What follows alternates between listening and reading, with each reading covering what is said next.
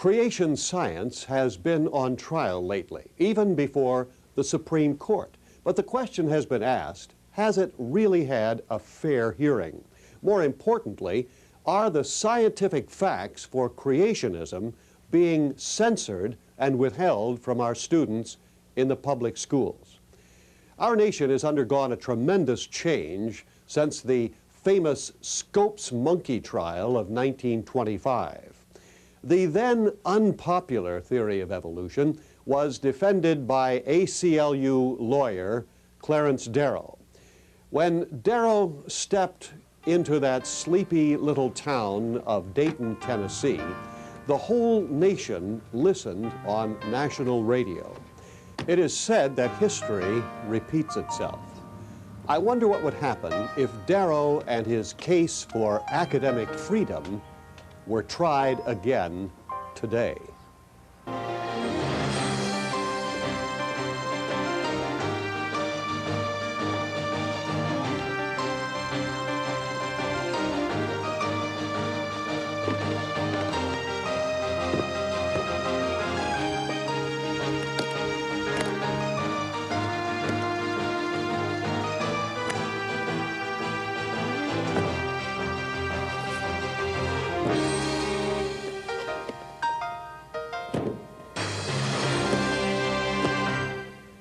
Today, the unpopular theory of origins is creation science, and the public schools are unwilling even to discuss it. 63 years ago, in this very courtroom, the monumental Scopes monkey trial took place, which opened the floodgates for the teaching of evolution in America. John Scopes had been accused of teaching evolution contrary to the laws of this state. Clarence Darrow and the ACLU crossed swords with William Jennings Bryan in this famous case. Today, we want to show how the supposed scientific evidence used in this case to support evolution has all been refuted by the facts of science, and that in our time, it is the evidence for scientific creationism which is being suppressed and repressed. Coral Ridge Ministries presents The Case for Creation, a special presentation in defense of scientific truth and academic freedom in America, with Dr. James Kennedy. Basically, there's such a wealth of evidence against the theory of evolution today. To those who are well-informed and aware of the scientific facts, evolution isn't really a respectable theory at all. In the subject of origins, fairness means teaching all of the scientific evidence, not just some. I had an excellent position as a guest scientist at the Oak Ridge National Laboratory, and in my opinion, I lost that position as a result of being a creation scientist.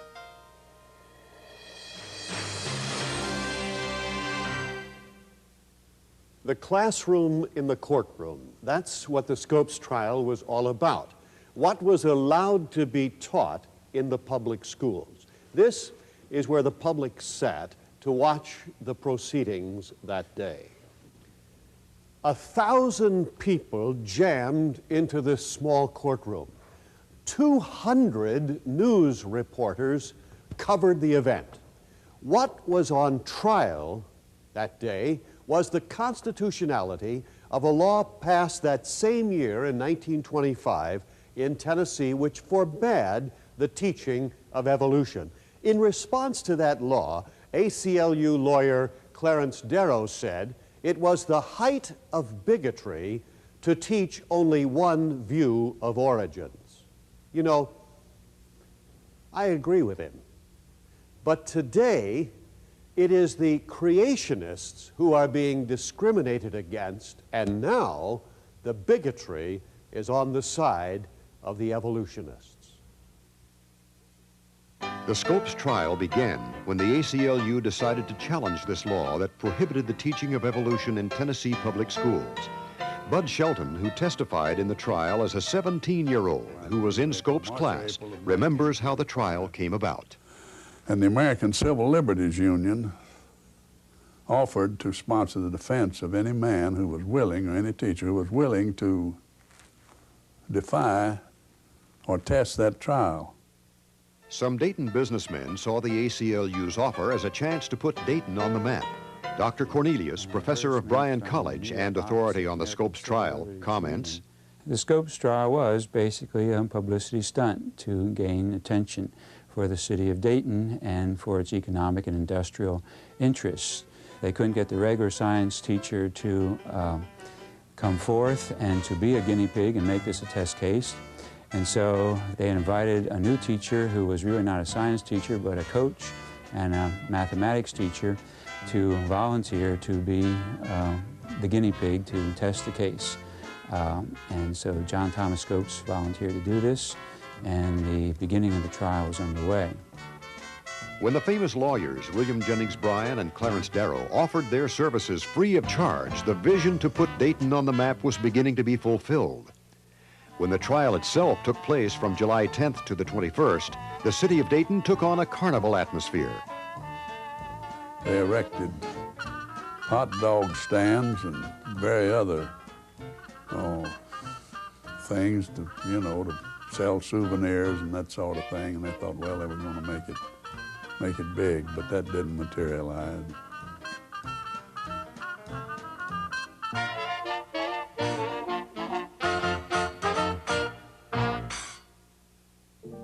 But despite the carnival atmosphere, Darrow used the trial not so much to promote academic freedom, but to belittle biblical fundamentalism as personified in William Jennings Bryan. Darrow's anti-religious sentiment was clear throughout the trial and was clearly seen a few years later when he returned to Dayton, saw a church being constructed, and quipped, "I guess I didn't do much good here after all." Popular histories of the Scopes trial have distorted the event, such as the film and play Inherit the Wind. It may be a very arresting drama, but it's very inaccurate history. And in fact, the two authors of it, Lawrence and Lee, say in their preface that this is not the Scopes trial. Distortions or not, overall, people remember the Scopes trial as promoting the idea that man came from the apes. Man or ape? What are we? This is the question of the ages.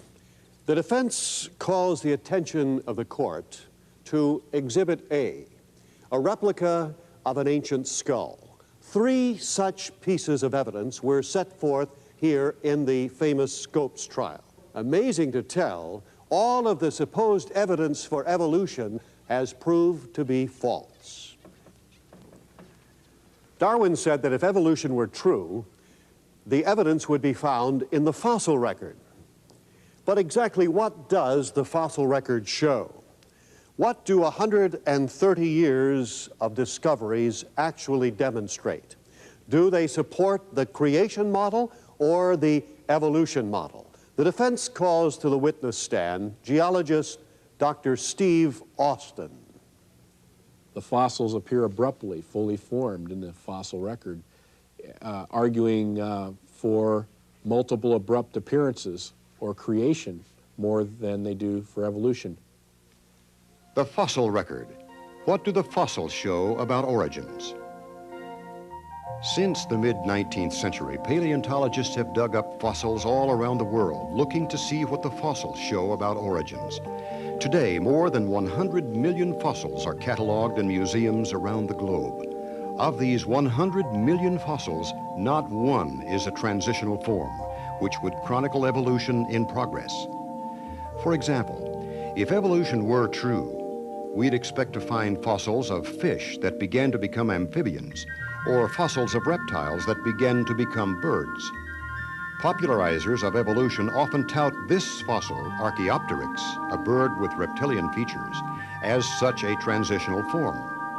Nonetheless, fossils of another bird have been found, which, according to evolutionists, are 75 million years older and more bird-like than Archaeopteryx, thus ruling out Archaeopteryx as a transitional form.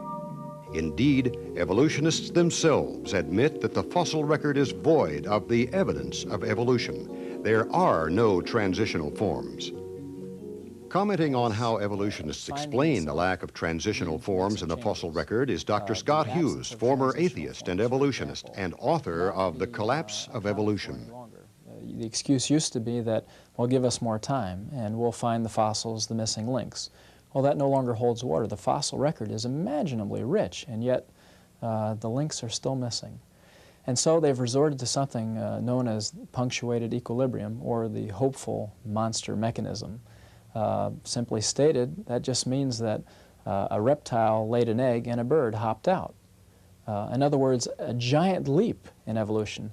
They're saying, well, since we can't prove that evolution happens slowly through gradual processes, perhaps it happened suddenly, and we just jumped from fishes to amphibians and so forth. Gradualism, I was taught when I went to school, evolution happens so slow you can't see it. Punctuated equilibrium is a new or a resurgence of another idea today that's becoming popular that basically says it happened so fast in the past we missed it. So it happened so fast we missed it, or slow we can't see it. Perhaps the evidence really is saying that it didn't happen at all. In other words, evolution didn't happen.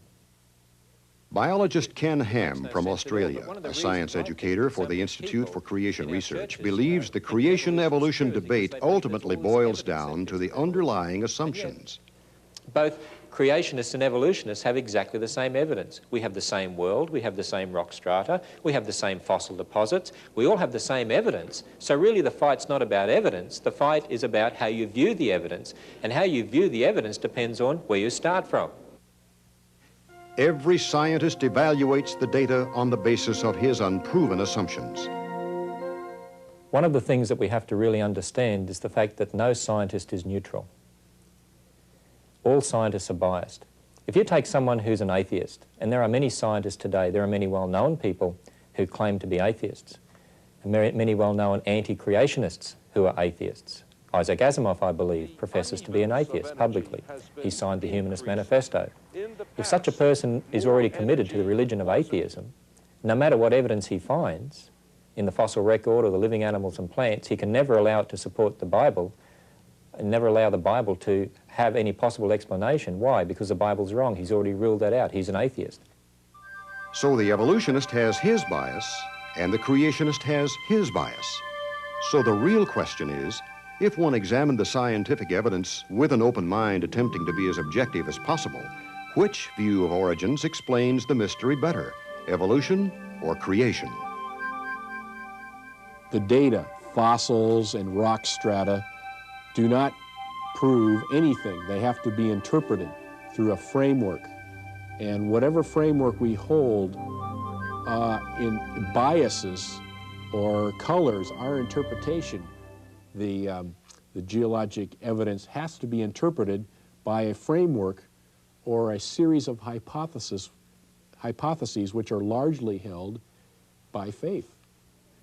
That fact that at root the creation-evolution debate boils down to your beginning assumptions, your presuppositions, which are held by faith, is not made clear usually by the evolutionists. We're here now at the scene of the crime, if you will, the high school science classroom. Scopes was convicted for teaching evolution in the classroom. Today, many creationists are convicted for teaching creation in the science classroom. In classrooms like these around our country, students learn of the tremendous intricacies and complexities of the universe in which we live. And yet, they are told that all of this complexity came about merely by random chance. Let me give you a simple illustration of the absurdity of that view. A pocket watch. If we could see through its face, we would see the inner mechanisms of mainspring, gears, and all of the intricate workings which were designed and crafted to display the passing of minutes and hours. And now for a simple experiment in how not to care for a fine timepiece.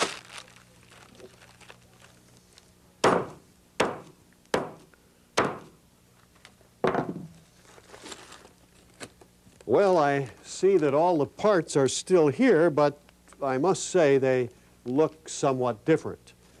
Do you suppose that if we were to shake these parts together for a few million years, that they'd all reassemble themselves and tell us the time once more?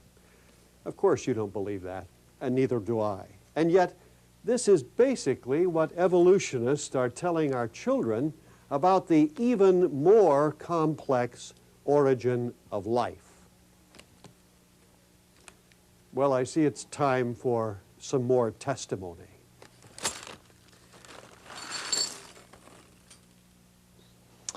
Well, the probability of life originating through mere random processes, as evolutionists contend, really, honestly, is about zero.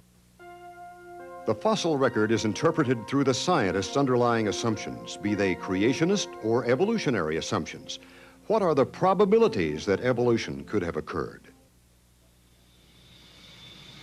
Some authors have likened the probability of life originating through just by accident processes to a tornado passing through a junkyard and assembling something like a 747 or the space shuttle. I mean, it's utterly ludicrous.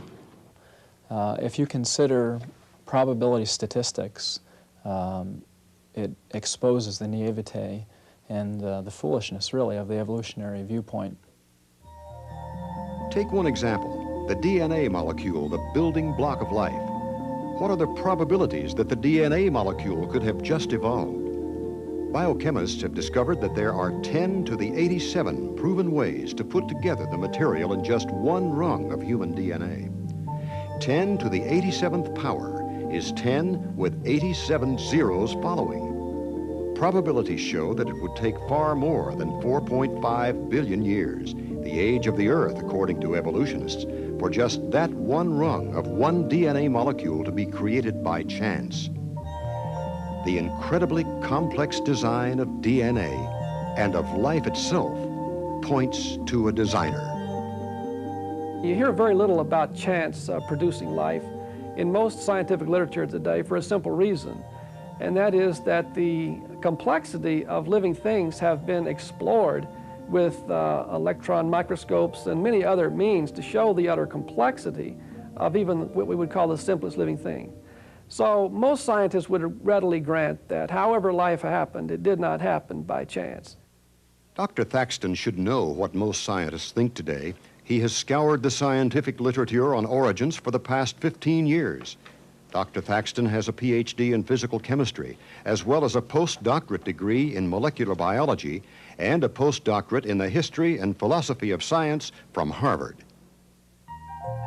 Not only is it difficult to account for the simple cell, but also the human body, indeed the whole universe. As modern skyscrapers have been carefully designed and are evidence of intelligent creation, so the universe has been carefully designed and is evidence of intelligent creation.